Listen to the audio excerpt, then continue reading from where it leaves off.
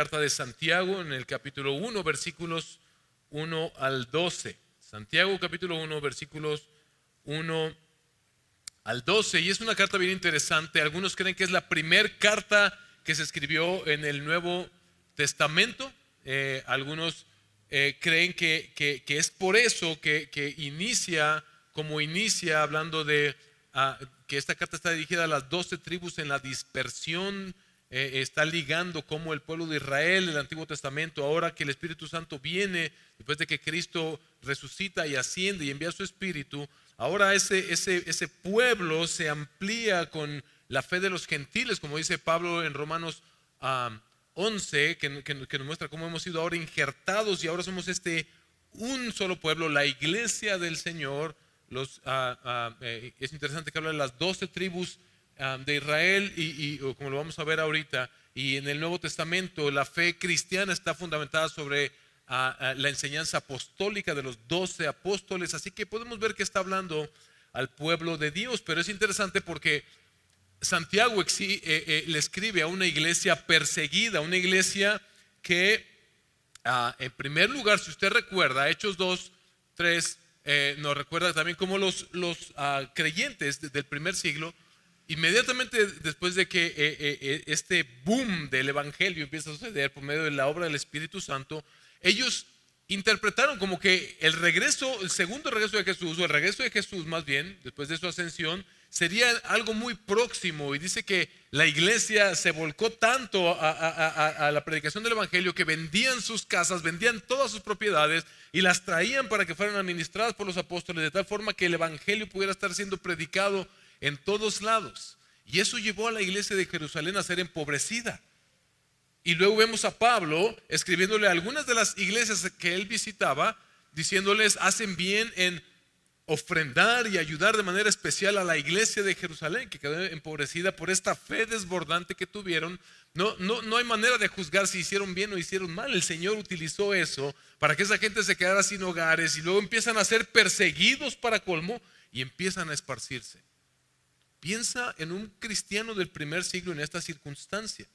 Tú y yo a veces no queremos que nos molesten porque tenemos suficientes problemas en nuestras vidas. Ahora imagínate ser un cristiano del primer siglo que lo ha perdido todo, que aparte está siendo perseguido y aparte está enfrentando diferentes pruebas, diferentes situaciones en su vida. Pablo le habla a estos hermanos, Santiago le habla a estos hermanos en estas situaciones y les dice: hermanos, ustedes aún en esa situación pueden vivir y manifestar su fe con obras que muestren y den más gloria a Cristo y traigan beneficio a ustedes aún en cualquiera de estas circunstancias. Esto es un poco lo que vamos a estar explorando por todas estas semanas. Creo que son 11 o 12 semanas que vamos a estar estudiando la carta de Santiago. Así que después de haber hecho esta breve introducción, vamos a orar para ir directamente al sermón. Señor, gracias otra vez. Oramos y oramos y oramos porque todo depende de ti, Señor. Cualquier cosa que pudiéramos hacer en nuestras fuerzas, en nuestra carne, sería inútil. Pero Padre, venimos hoy a pedirte, Señor, usa tu palabra, usa a tu siervo, Señor, para que pueda transmitir de manera clara este mensaje. Pero Señor, yo no quiero apelar a las mentes, te ruego que tu Espíritu Santo apele a los corazones. Empodera, Señor, tu palabra. Hazla carne en nuestras vidas, Señor, que se arraigue en nosotros y que salgamos de aquí gozosos de saber que podemos vivir de una manera digna del llamado con el que nos has llamado. Te lo pedimos, Señor, en el nombre de Cristo Jesús. Amén. Ahora, hermano, hermana, amigos que nos visitan, ¿cómo te sentirías tú si vienes conmigo, el pastor de esta congregación, tu pastor, y le cuentas que estás pasando por una experiencia muy difícil, por una prueba en tu vida que estás sacudiendo todas las áreas de tu vida, y tu pastor te contestara: pues qué bueno? Hay experiencias que nadie pediría voluntariamente vivir, pero la vida en un mundo caído nos provee de circunstancias que van a tentar nuestra fe. Un diagnóstico médico inesperado, una enfermedad que no veías venir. Que te despidan de tu trabajo cuando más necesitabas ese trabajo. la traición de alguien en tu familia, en tu iglesia, en cualquier ámbito de tu vida, una amistad que no esperabas, un problema en tu familia, un problema severo en tu trabajo, un problema dentro de la iglesia. Miren, Satanás es experto en tentarnos, porque las pruebas de nuestras vidas no solamente son los problemas que vienen, sino aquellas tentaciones en las que podemos caer. Y a veces no es que tengo un problema en el trabajo, o tengo un problema en la familia, o tengo un problema en la iglesia. A veces se juntan todas, se los puedo asegurar, y sé que algunos de ustedes lo han experimentado también. La Biblia las llama pruebas. Estas son las pruebas que como cristianos vamos a enfrentar día con día. Cuando una puerta se cierra, cuando pensábamos que Dios la estaba abriendo para nosotros, instintivamente lo que queremos hacer inmediatamente es sí orar. A veces no oramos muy bien, pero decimos por lo menos: ay, Dios mío, quítame esta prueba y quítamela rápido. Señor, quítame esta prueba y quítamela rápido. Pero Santiago, como vamos a ver ahora, escribe a estos cristianos que, como ya mencioné anteriormente, tenían estas circunstancias de ser una iglesia perseguida en el primer siglo. Ellos le escribe a cristianos que no tenían escapatoria. Habían sido expulsados de sus casas, de sus trabajos, de sus sinagogas. No tenían control sobre su situación. Y Santiago no les promete, por medio de esta carta, un alivio inmediato. No se preocupen, hermanos, esto va a pasar bien pronto. Él les promete algo mejor: madurez. Madurez. No les dice: Dios los va a sacar bien rápido de acá si haces esta oración, si repites esto 500 veces, o si das esta cantidad de dinero. Él les dice: Dios está obrando profundamente en ustedes. No les dice: Dios te va a sacar de ahí. Él les dice: Dios está obrando profundamente en ti.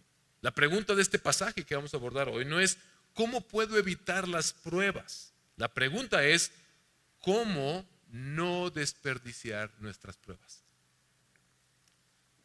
Por eso el título de este sermón: no desperdicies tus pruebas. Y he dividido este sermón en 3 partes. Lo que necesitamos saber sobre las pruebas.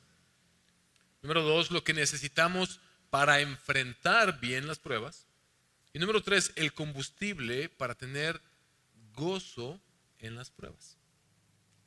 Mis hermanos, tus pruebas y mis pruebas son oportunidades de madurar en Cristo. No las desperdiciemos. Tus pruebas son oportunidades personales, son tu oportunidad de madurar en Cristo. No las desperdicies. Si me acompaña, vamos a leer el pasaje y nos ponemos de pie por reverencia a la palabra del Señor. Capítulo 1, versículos 1 al 12. Miren lo que dice: Santiago, siervo de Dios y del Señor Jesucristo, a las 12 tribus que están en la dispersión, saludos. Tengan por sumo gozo, hermanos, cuando se hallen en diversas pruebas, sabiendo que la prueba de su fe produce paciencia, y que la paciencia tenga su perfecto resultado para que sean perfectos y completos sin que nada les falte. Y si a alguno de ustedes le falta sabiduría, que se la pida a Dios, quien da a todos abundantemente y sin reproche, y le será dada. Pero que pida con fe, sin dudar, porque el que duda es semejante a la ola del mar, impulsada por el viento y echada de una parte a otra. No piense pues ese hombre que recibirá cosa alguna del Señor, siendo hombre de doble ánimo, inestable en todos sus caminos. Pero que el hermano de condición humilde se gloríe en su alta posición, y el rico en su humillación, pues él pasará como la flor de la hierba, porque el sol sale con calor abrasador y seca la hierba, y su flor se cae, y la hermosura de su apariencia perece. Así también se marchitará el rico en medio de sus empresas. Bienaventurado el hombre que persevera bajo la prueba, porque una vez que ha sido aprobado, recibirá la corona de la vida que el Señor ha prometido a los que lo aman. Puede tomar su lugar. Entonces, Santiago es este líder de la iglesia en Jerusalén que se convierte en un líder prominente de toda la iglesia que se empieza a extender. Pero es interesante que este Santiago no es aquel Jacobo, porque Santiago es la traducción de Jacobo. No es aquel Jacobo que Jesús llamó para ser uno de sus discípulos. De hecho, es uno de los hermanos carnales de Jesús, hijos de María, que pensaba que Jesús estaba loco. En Marcos capítulo 3 vemos cómo viene, incluso vienen los hermanos de Jesús, él está enseñando allá y ellos llegan así como que, no le hagan caso a mi hermanito, está un poquito chiflado, déjenos, lo vamos a llevar para allá, y se lo quieren llevar. Santiago es el que está escribiendo esta carta. Pero es interesante que ahora no se presenta como Santiago, el medio hermano de Jesús. Algo ha cambiado. Mira cómo se presenta. Santiago, siervo de Dios y del Señor Jesucristo. Y desde ahí ya nos está enseñando mucho. Él quiere, en toda esta carta, vamos a ver, transmitir la sabiduría de Jesús. La carta de Santiago se lee, son pequeños discursos, es como una especie de libro de proverbios, pero alimentado muy principalmente por las enseñanzas de Jesús que encontramos en el Sermón del Monte, Mateo 5 al 7. Le aconsejo que lo lea en su casa para tener un poco más de contexto. En esta carta, Santiago ahora, el que creía que Jesús estaba loco, ahora quiere transmitir la sabiduría de Jesús a los creyentes que están siendo perseguidos y están atravesando por diferentes pruebas. Y antes de comenzar a hablar de pruebas, ya Santiago nos está enseñando mucho. Él nos enseña que la madurez, mis hermanos, comienza cuando Cristo es no solo nuestro Salvador, sino nuestro Señor. Cuando sometemos todas nuestras vidas delante de Él. Pero entonces sí, comienza en el versículo 2 a hablar acerca de las pruebas, y este es el primer punto de mi sermón, lo que necesitamos saber acerca de las pruebas. Lo que necesitamos saber está bien claro, bien evidente en el pasaje. Las pruebas, vimos ahí, exigen una actitud especial del creyente. Podríamos decir una actitud redimida, una actitud que está basada en la fe que tenemos, no en las circunstancias. Hermanos míos, dice, tengan por sumo gozo cuando se hallen en diversas pruebas. A ver, Pablo, Santiago, son pruebas. O sea, está bien, no voy a renegar contra el Señor, pero no me pidas que tenga gozo en medio de esta situación. No, Santiago, no está diciendo tengan gozo, dice tengan por sumo gozo. Santiago no está diciendo eviten las pruebas. Santiago no está diciendo nieguen el dolor. Lleguen a la iglesia y cuando te pregunten ¿cómo estás, hermano? Bien, hermano, todo bien. Y por el momento todo resquebrajado y todo enojado con Dios, pero estoy bien, para la honra y la gloria de Dios. Así. Pablo no está diciendo resígnense espiritualmente. Él no está diciendo el cristiano no debe vivir pues así lo quiso el Señor, pues ni modo, victimizándonos, ¿verdad? Tratando de decirle a la puerta que es nuestro hermano, pero para que escuche la ventana que es el Señor. No, pues el Señor, no, pues, quién sabe por qué no me quiere bendecir. No, Él no está diciendo vivan con resignación. Dice tengan por sumo gozo. Lo que Santiago nos está diciendo es interpreten la prueba correctamente. Esto es lo que nosotros necesitamos entender acerca de las pruebas. Cuando dice cuando se hallen en medio de diferentes pruebas, dice la palabra griega que se utiliza ahí, el significado que tiene es cuando caigan en estas pruebas. Probablemente es algo que no te buscaste. Muchos tendemos a pensar, me está pasando esto, Dios me está castigando por eso. No.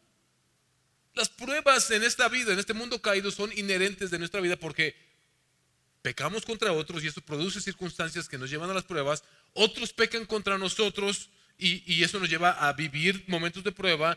Otros pecan contra otros, pero de rebote nos pega a nosotros y eso nos lleva a vivir en diferentes pruebas. De todo tipo de pruebas. Como iglesia podemos ser enfrentados no solamente a problemas que vengan de afuera, problemas que pueden surgir dentro de nosotros mismos. Yo he hablado con hermanos y les digo, a mí no me asusta que un hermano me diga, pequé de esta manera. Otro hermano diga, yo pequé de esta forma contra mi hermano tal. Esto es lo más normal que va a acontecer en una iglesia. El problema sería que no le demos el tratamiento bíblico, evangélico, cristocéntrico que la Biblia nos manda a darle. Pablo dice, tengan sumo gozo. Un gozo completo, no es un gozo falsificado, está de moda la palabra resiliencia. Por más resiliente que tú quieras ser, si no entiendes de forma cósmica, de forma como Dios orquesta estas pruebas y qué son desde la perspectiva de Dios, mira, no hay resiliencia que te alcance. Vas a aguantar una vez, dos veces, tres veces, pero la tercera decir, sabes que ahí muere. Yo ya no puedo. No es un gozo por la prueba, no es volvernos pesimistas. Bien, el Señor me trajo esta prueba, qué bueno, me lo merezco para que se me quite. No, tampoco es gozarse por el dolor y por la prueba en sí mismo. Es un gozo, dice Santiago, en medio de las pruebas. Y ahorita vamos a entender por qué. Piensa en un médico. Un médico jamás se va a alegrar de decirte, tienes, y me voy a este extremo para que se entienda así. Imagínense un médico que está teniendo una persona y esa persona tiene cáncer. Nunca un médico se alegraría por decir una persona tienes cáncer. Pero si pudiera ese médico decirle, qué bueno que te enteraste que tienes cáncer. Porque entonces con gozo puedes, ahora yo puedo darte este tratamiento, podemos hacer los procesos necesarios para que seas sanado. Ese es el sentido en el que Santiago está hablando aquí.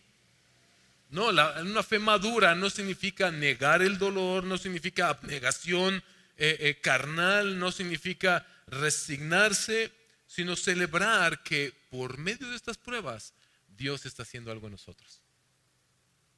Dios está haciendo algo en nosotros. Eso nos genera expectativa.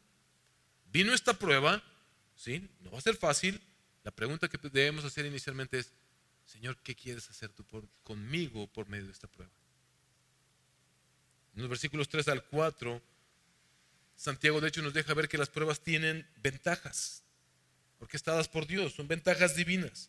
Sabiendo, dice él, que la prueba de su fe produce paciencia. Aquí Santiago está diciéndonos, cambien sus emociones por conocimiento, sabiendo, dice él, que la prueba de su fe produce paciencia. Cuando tú y yo nos dejamos guiar por nuestros sentimientos en medio de la prueba, todo se vuelve caótico, nada hace sentido en nuestra mente, todo lo que nos digan es bien fácil para ti decirlo, pero yo lo estoy viviendo. Pero cuando reconocemos que es algo que Dios ha orquestado para nuestro bien, cuando sabemos que eso va a producir algo bueno en nosotros y que, fíjate, entramos a la prueba así de chiquititos, pero si nosotros, como vamos a ver aquí, somos pacientes y perseverantes y confiamos en el Señor, lo que nos llega a emocionar de ese proceso es, yo no voy a salir así de chiquitito, yo voy a salir medianito. Voy a crecer, el Señor va a usar esto para mi crecimiento. Hay una progresión clara aquí en el texto. Fíjate, dice Santiago, cuando su fe sea probada, necesitan tener paciencia, entender que esto va a tomar tiempo y durante ese tiempo vas a permanecer bajo presión. Cuando tú lo sabes de antemano, te preparas de mejor manera para ese momento. Vean la progresión, pruebas que llevan a desarrollar nuestra paciencia, que produce en nosotros una perseverancia, no una resiliencia carnal, una perseverancia que nos lleva a una madurez, que nos lleva finalmente a una plenitud. ¿Has hablado con alguien más viejo que tú? Los hombres viejos son honrados en las escrituras y en muchas culturas son honrados los hombres viejos porque te acercas con ellos y tú le dices que no sé qué va a pasar ahorita porque mira la economía y agarraron a Maduro, entonces no sabemos si luego vienen aquí también para México, ¿no? Ellos te van a saber decir, mira, en 1940 y tantos pasó esto y luego pasó esto, fue muy similar y aquí estamos. perdimos esto, ganamos esto, sucedió esto, y ellos tienen esta experiencia y esa madurez que la vida les ha dado. Tú y yo tenemos que entender que en medio de cualquier prueba en nuestras vidas, sin importar cuánto dure, Dios la va a usar para que crezcamos en esa madurez, para que seamos perfectos, dice ahí el texto, sin que nada nos falte. El Señor quiere que crezcamos en ser aquellos creyentes completos, no aquellos creyentes que todo el tiempo ponen pretexto. No, pues es que yo así soy, el Señor así me hizo, así es mi condición, así es mi carácter, así es mis temores, así soy yo. Es que el Señor no quiere que nos quedemos ahí. El Señor quiere que avancemos y esas pruebas van a producir en nosotros esa madurez. El fuego no destruye el oro. Sabes que para purificar el oro hay que someterlo al fuego. Pero, y es un fuego intenso, ardiente. Tiene que estar, no sé cuántos cientos de grados centígrados tiene que estar ese horno. Y el oro, pregunta, ¿con el fuego se destruye o no se destruye? No se destruye, se purifica, se quema aquello que no es oro. Aquello que es, no sé, y aquella impureza que puede tener ese oro, por medio de ese fuego, lo quema y el oro queda purificado. Esa es la analogía que usa el apóstol Pedro también cuando habla de esta manera, que nuestras vidas son valiosas como oro. Por eso el Señor nos pasa por el crisol de las pruebas, para que seamos purificados. Así que no, Dios no usa las pruebas para dañarte, hermano, hermana. Dios no usa las pruebas para castigarte. Él las usa para desarrollarte. Pero esas pruebas requieren esta paciencia. Versículo 4 es lo que dice. ¿Qué necesitamos? Necesitamos entender que para atravesar esto debe producir en nosotros esta paciencia y entender y querer, voluntariamente querer. Señor, esto que vino a mi vida, no permites que se desperdicie, Señor. Ayúdame a atravesar esto de una forma que yo crezca en Cristo semejanza, en mi madurez, que sea cada vez más como Cristo y que tu nombre sea más glorificado. No desperdiciemos nuestras pruebas. Lo que está diciendo aquí, vean cómo lo dice, versículo 4, y que la paciencia tenga su perfecto resultado. No la desperdicien, está diciendo Santiago. En otras palabras, es como si nos estuviera diciendo, disfruten el proceso con la expectativa de lo que Dios hará en ustedes por medio de esas pruebas. Con expectativa. Es como, dicen por ahí que aprender algo nuevo es muy bueno para la mente, para ejercitar nuestra mente. Ya después de los 40, aprender algo que no hacías antes completamente nuevo te ayuda para la mente. Y yo lo puse en práctica este año. Intenté aprender a patinar, porque mis hijos andan de skaters y yo me estoy subiendo a la patineta. Y ayer me di por lo menos 3 trancazos, no los puedo mostrar, pero tengo todos los codos rotos y la espalda toda adolorida. Me di una caída bien tremenda. Sí, a mi mente creo que le está haciendo muy bien, al cuerpo al que no le está yendo nada bien. Pero mis hijos me dijeron, papá, es que es parte del proceso. Esas caídas son parte del proceso. Y era bajar una rampita nada más, chiquita así, pero está difícil. Y más cuando estás todo tieso así como yo. Y ellos me dijeron, es parte del proceso. O sea, ahí vas a ir corrigiendo y al final, ¿qué creen? Me salió. Todo raspado y sangrado. Y luego había un montón de muchachillos ahí, pues el orgullo va y no, ¿cómo voy a ir aquí todo derrotado? Pero aprendí a disfrutar el proceso y salí, ando todo dolorido, pero contento porque ya sé bajar la rampita. Mis hermanos, nosotros los cristianos somos llamados a ver las pruebas de esa manera, las dificultades en nuestras vidas con los ojos del Evangelio y de que Dios quiere, nos ama como somos, pero no quiere dejarnos como somos, quiere llevarnos a la madurez, a que avancemos, a que crezcamos. El cristiano es una especie de bicho raro para el mundo que puede gozarse en medio de las pruebas y de las tribulaciones. No es un masoquista, es alguien que entiende, mira, hijo, no me la esperaba, pero me da gozo y expectativa que Dios va a hacer algo conmigo. Los cristianos no oramos, Señor, ya quítala, ya entendí, ya pues, ya estuvo, ya. Y el Señor, cuando oramos así, el Señor siempre responde, pues mira, esto termina cuando yo vea que ha hecho su efecto completo en ti. Porque la madurez no se logra escapando del proceso, no se logra escapando de la prueba, sino permaneciendo, dice el pasaje, con fe y con expectativa. Dios no va a quitar la prueba cuando ya entendimos algo acerca de la prueba. Dios la va a quitar cuando esa prueba haya hecho lo necesario en nosotros para que cada vez seamos más, dice el pasaje, perfectos y completos. Pero no es fácil. Nadie está diciendo que es fácil. Santiago no dice que sea fácil. Por eso, la segunda parte de mi sermón nos lleva a entender lo que necesitamos para enfrentar bien las pruebas. Y lo que necesitamos, a lo que las pruebas nos orillan, es a pedir sabiduría de lo alto. A pedir la sabiduría de Dios. Si a alguno de ustedes, dice Pablo, le falta sabiduría, esta sabiduría bíblica, la sabiduría no es información nada más, sino es esa sabiduría que viene de la palabra del Señor, que nos da ese discernimiento para interpretar las circunstancias, para que podamos vivir bien la prueba, aunque sea dolorosa. La pregunta del cristiano no es, ¿por qué a mí, Señor? La pregunta cristiana es, Señor, ¿qué estás formando en mí? ¿Qué estás revelando de mí y de mi fe que necesita ser completado y perfeccionado? Señor, ¿cómo debo yo responder para glorificarte a ti?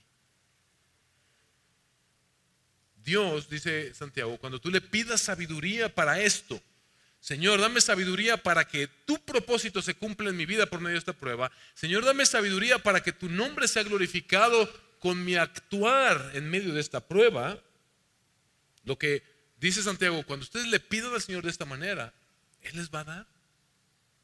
Dios no es un profe cansado que sale después de las 4, 5, 6 de la tarde y que dice a sus alumnos, en las tardes ni me moleste, nada de mandarme, profe, no le entendí la tarde, no me estén molestando, yo ya me hicieron la vida imposible todo el día en el salón, olviden.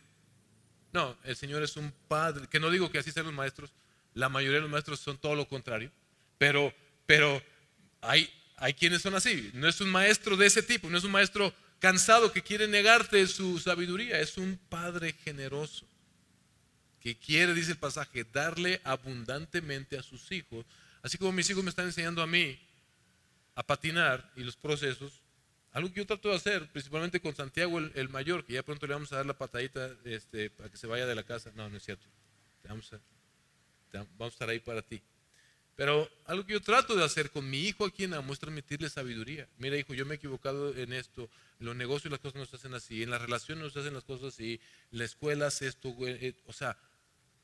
Trato de equiparlo para que no salga tan así sin sabiduría a este mundo. Y tratamos de hacerlo con la palabra del Señor. Dios así es un padre con nosotros. Él nos ama, Él quiere que nosotros crezcamos y Él nos da su palabra y su sabiduría para que a la luz de esa sabiduría nosotros vivamos estas pruebas de la manera que la tenemos que vivir. De esa forma no vamos a desperdiciar nuestras pruebas, mis hermanos. Cuando decidamos cambiar explicaciones por dependencia. Cuando decidamos decir, en lugar de decir, Señor, ¿por qué a mí? ¿Por qué me está pasando? Cuando digamos, Señor, ayúdame y dame tu sabiduría para vivir esta prueba, entonces, mis hermanos, no estaremos desperdiciando nuestras pruebas. En ese momento estaremos aprendiendo a disfrutar el proceso y tendremos la expectativa correcta de lo que Dios hará en nosotros. Las pruebas, versículos 6 al 8, revelan lo que hay en nuestro corazón. Es bien interesante como dice, pero si le van a pedir esa sabiduría a Dios, pídanla con fe. ¿Qué quiere decir aquí? Y luego habla de no dudar y de no ser hombres de doble ánimo. Dudar aquí no significa no tener preguntas. Claro que sí podemos hacer preguntas a Dios. Señor, ok, no entiendo esto, Señor, pero ¿qué quieres tú de mí? ¿Hacia dónde quieres que yo vaya? Señor, no tengo claro. Quisiera que descendiera un papelito flotando del cielo que dijera, paso número 1, haz esto, paso número 2, no vayas a hacer esto, paso número 3. En serio, no lo vayas a hacer porque sé que lo quieres hacer. Paso número 4, de verdad no lo hagas. Paso número 5, haz esto. No. Pero nosotros buscamos esa sabiduría que de todo corazón queremos de parte del Señor, confiando en que es Él quien tiene la sabiduría que necesitamos para enfrentar esta prueba. Es confiar en el Señor.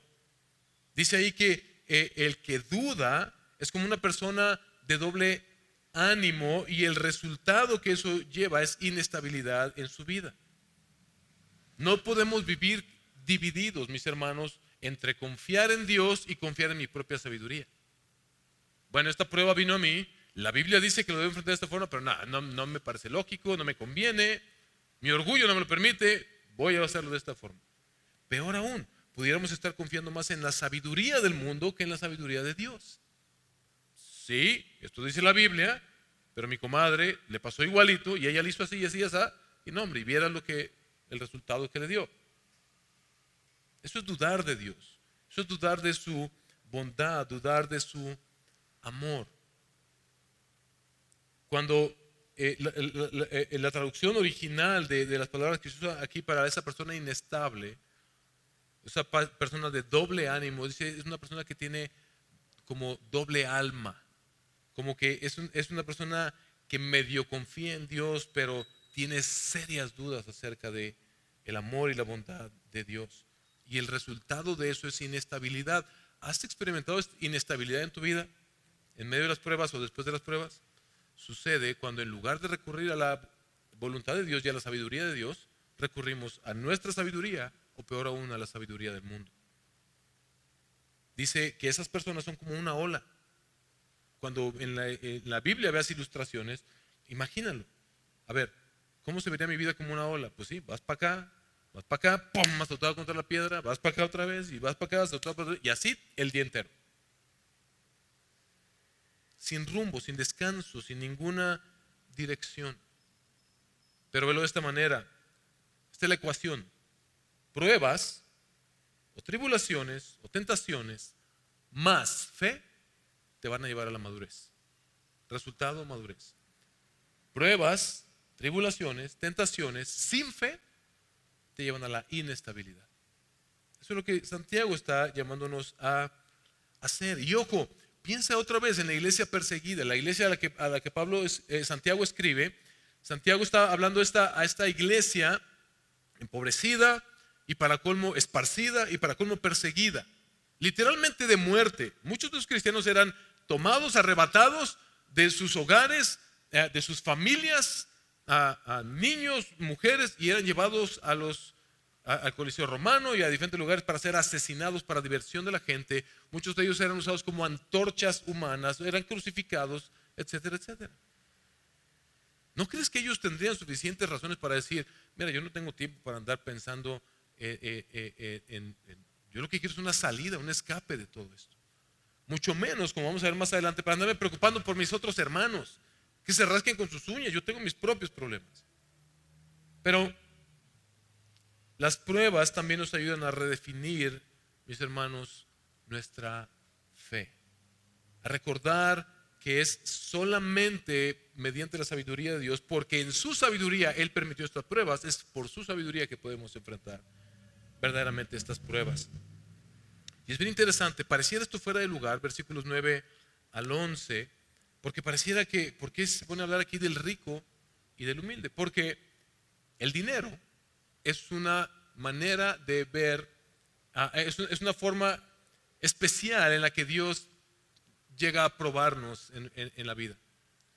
Piénsalo de esta manera: cuando hay más dinero o cuando hay menos dinero, ¿cómo eso hace que tu humor fluctúe, tus miedos fluctúen, tu seguridad, ¿dónde la colocamos? Pone este ejemplo aquí el apóstol Santiago porque nos muestra, ricos y pobres, todos vamos a enfrentar diferentes pruebas. Y es probable que esa condición en la que Dios nos ha permitido estar en este momento, tal vez sea una prueba en sí misma, que nos lleve a no confiar en lo temporal, sino en el Señor. La circunstancia de cada uno de nosotros, mis hermanos, es en sí misma ya una prueba. ¿Cómo estás viviendo tu circunstancia el día de hoy? ¿Con enojo, con frustración, con reclamos hacia el Señor. Cuando, si reconocemos muchas de esas circunstancias, nosotros mismos nos colocamos en ellas con nuestras decisiones en el pasado. No son un castigo, pero Dios quiere usarlo, cualquiera que sea nuestra situación. Hablando de ricos y pobres, Al Mohler menciona esto en la Biblia de Estudio Gracia y Verdad, que algunos de ustedes tienen. Una prueba común en esta vida y una para la cual necesitamos recibir sabiduría divina bajo la soberanía santificadora de Dios es la privación económica. Aunque a menudo el mundo considera al pobre con desdén, y muchas veces nosotros nos estamos creyendo la mentira de que si tengo menos es porque Dios me ama menos. Cuidado con eso, hermanos. Dios recibe al creyente cristiano más pobre como hijo o hija adoptivos, sentados en los lugares celestiales en Cristo Jesús, como vimos en Efesios 2.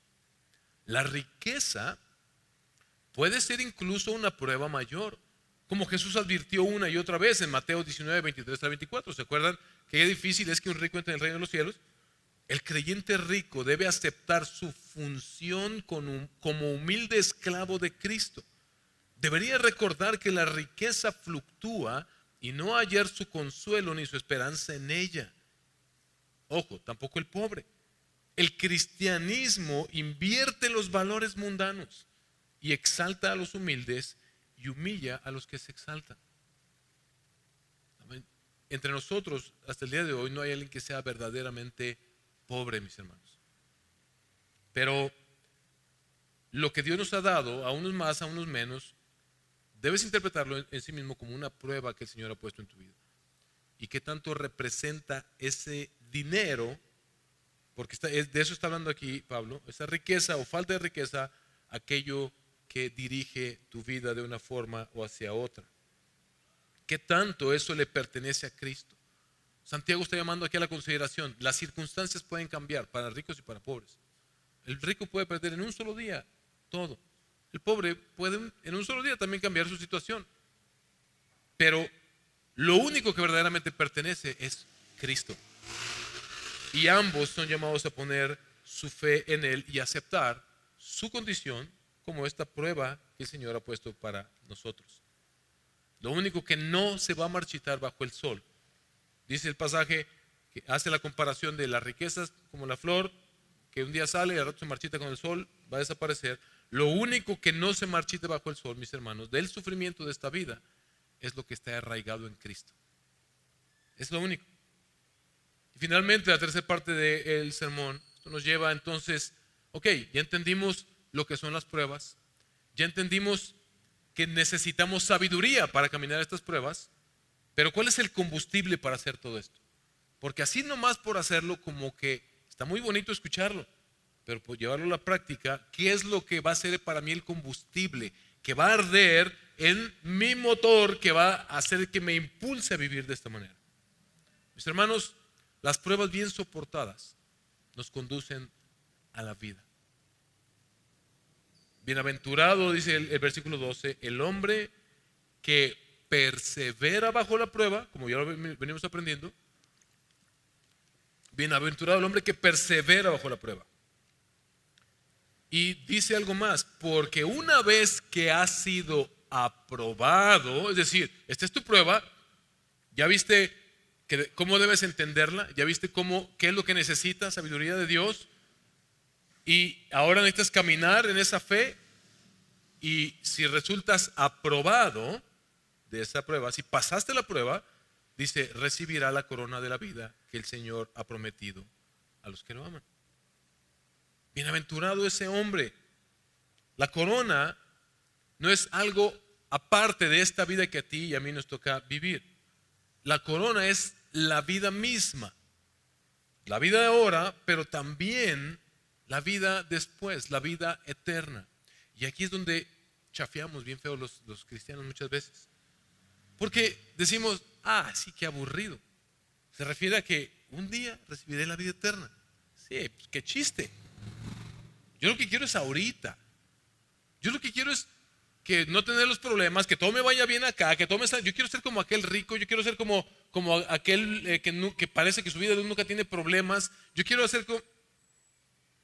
Pero ve lo que está diciendo aquí, bienaventurado el hombre que persevera bajo la prueba y habla de esta corona que implica esta vida y implica la vida eterna.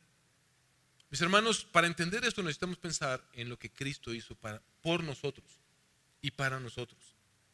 Cristo, mis hermanos,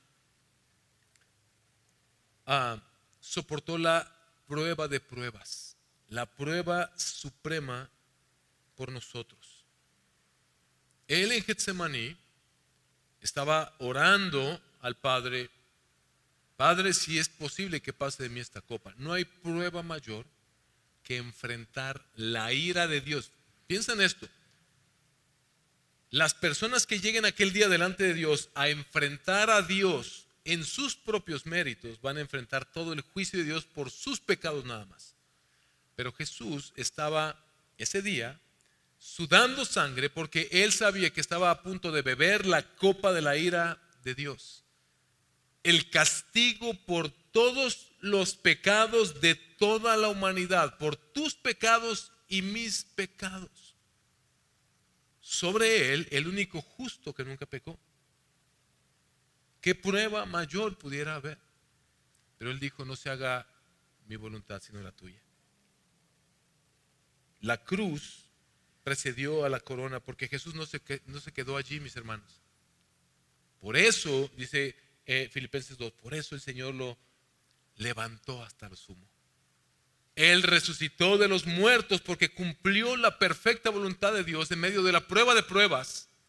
Y Él está ahora reinando a la diestra del Padre y Él es el que cuida ahora de su iglesia. Por eso Hebreos capítulo 12, versículos 2 al 4, el autor nos llama: puestos los ojos en Jesús, el autor y consumador de la fe, quien por el gozo puesto delante de Él, que en Getsemaní se vio como sudar sangre y lágrimas de sangre de saber que bebería la copa de Dios. Dice el pasaje que ese temor carnal que Jesús tal vez pudiera sentir, en realidad estaba bañado por este gozo de ir a la cruz por nosotros, para que nosotros fuéramos hechos justos. Quien por el gozo puesto delante de Él soportó la cruz, despreciando la vergüenza, y se ha sentado a la diestra del trono de Dios. Consideren pues a aquel que soportó tal hostilidad de los pecadores contra Él mismo, para que no se cansen ni se desanimen en su corazón, porque todavía en su lucha contra el pecado ustedes no han resistido hasta el punto de derramar sangre. Lo que tenemos que hacer es recordarnos el Evangelio todos los días. Cristo ya enfrentó la prueba máxima por mí. Yo ya no voy a enfrentar la prueba de pruebas. Si estoy en Cristo, ya no voy a recibir el castigo eterno por mis pecados, sino que voy a ser recibido con la corona de la vida en la gloria del Señor. Y eso es mi combustible para enfrentar estas tribulaciones. Tus pruebas, mi hermano, son tu oportunidad de madurar en Cristo. No las desperdicies. La buena vida, la vida verdadera, la que Dios aprueba, no es la vida que nunca tiene pruebas. Un verdadero cristiano no es al que todo le va bien. Falso. Tribulación, dolor van a venir a nuestras vidas. No es esto no muestra que también estás con Dios o no estás con Dios, sino la fidelidad que tú muestres y la perseverancia durante esas pruebas que evidencien tu fe. Eso es lo que agrada al Señor. Eso es lo que te va a llevar a avanzar en tu Cristo semejanza. Porque los cristianos podemos esperar con certeza que Dios nos coronará de vida eterna en su presencia, mis hermanos. Nuestra declaración de fe como gracia soberana nos habla acerca, en una de las últimas partes, en la parte de esperar en Cristo, nos dice cómo es la vida cristiana. Y me encanta, véngase a partir del domingo 18, empezamos otra vez con la escuela dominical y vamos a llegar a este punto en la declaración de fe. Pero mira nuestra declaración de fe, esto es lo que creemos. Vivir la vida cristiana incluye anhelar y esperar el regreso del Señor Jesucristo.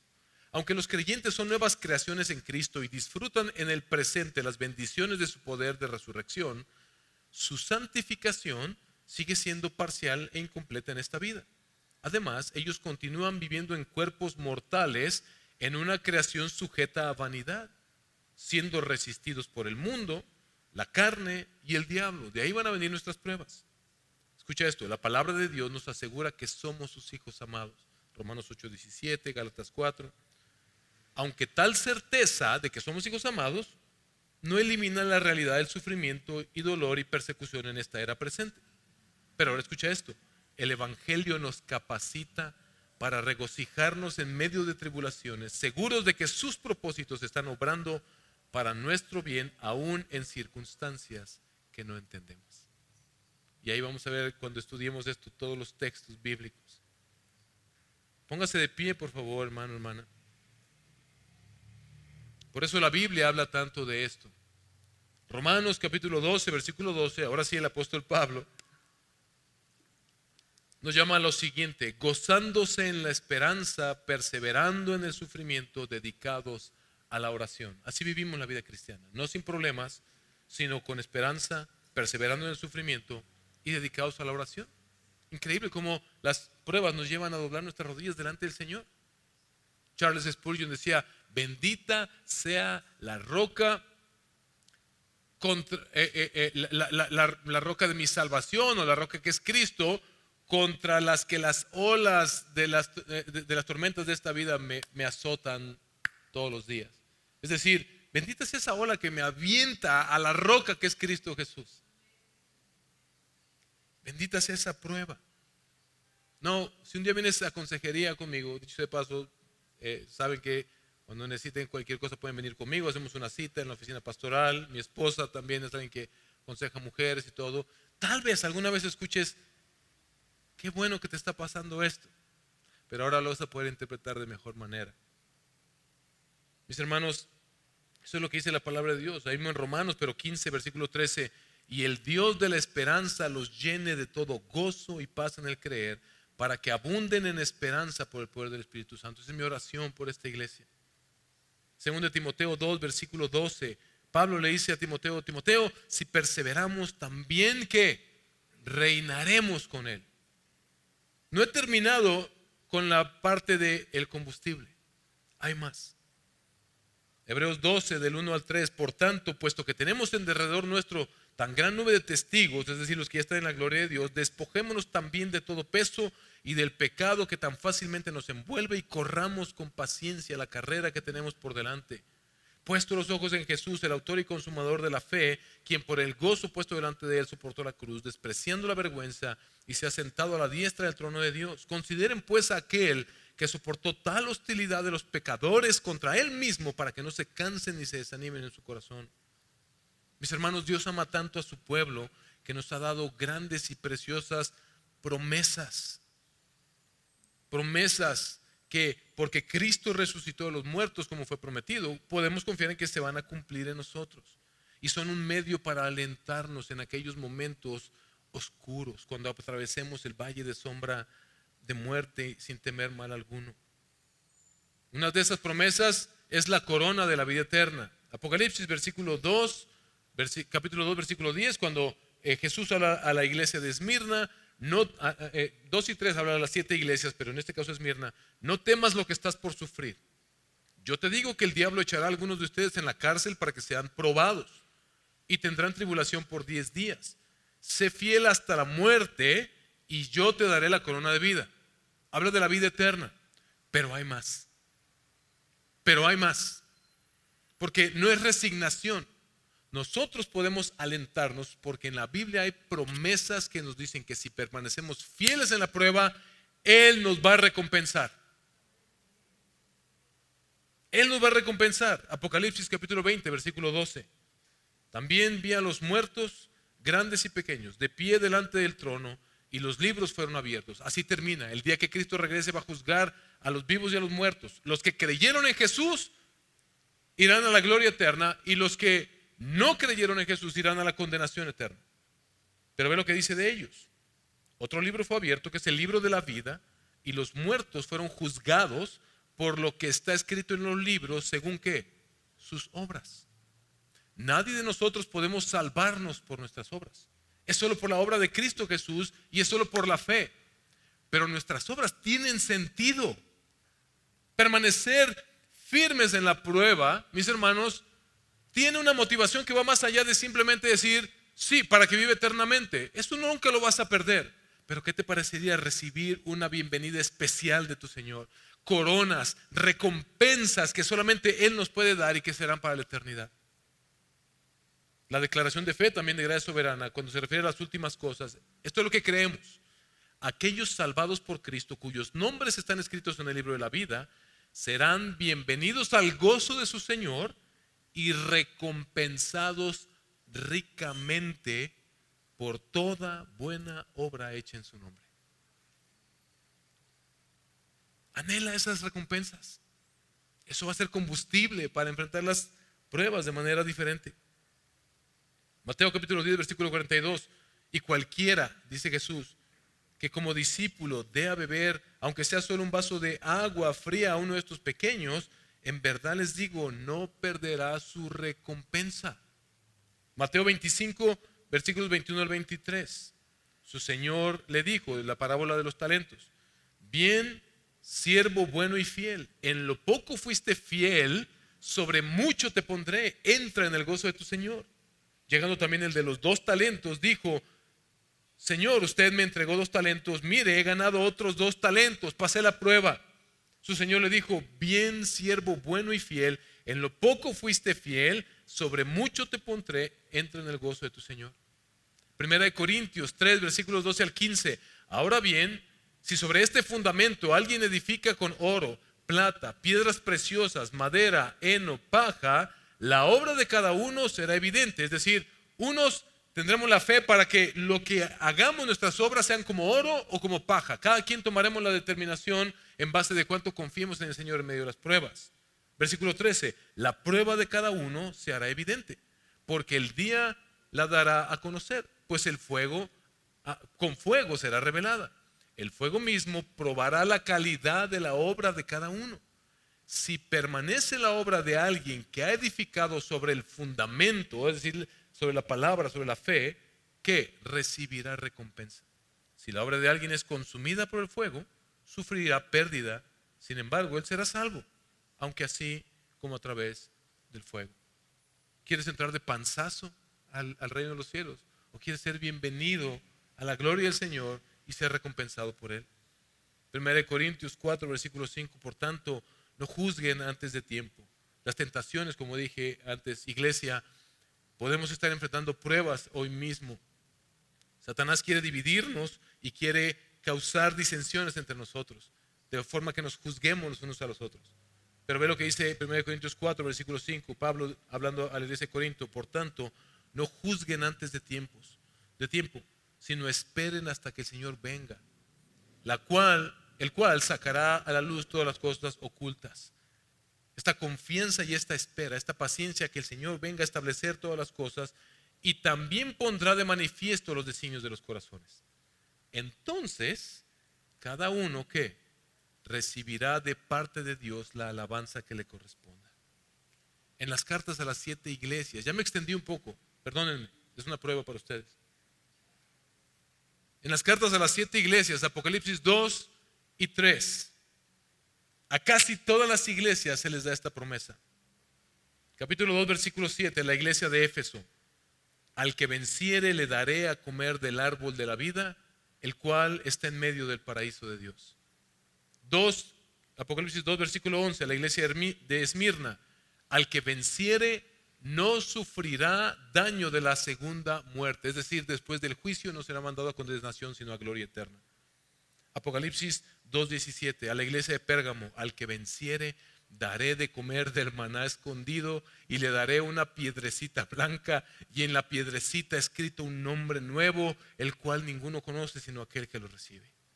A la iglesia de Tiatira, Apocalipsis 2, 26 al 28, al que venciere y guardare mis obras hasta el fin, yo le daré autoridad sobre las naciones y le daré la estrella de la mañana. Ni siquiera podemos imaginar qué es eso.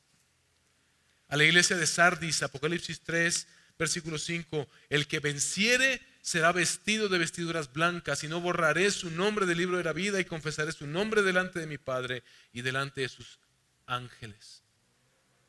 Mis hermanos, si permanecemos fieles, lo que nos espera como pueblo de Dios es heredar el reino de Dios. Y de ese reino, un día, más pronto que tarde será expulsado todo pecado, todo dolor, todo sufrimiento, toda prueba, toda muerte.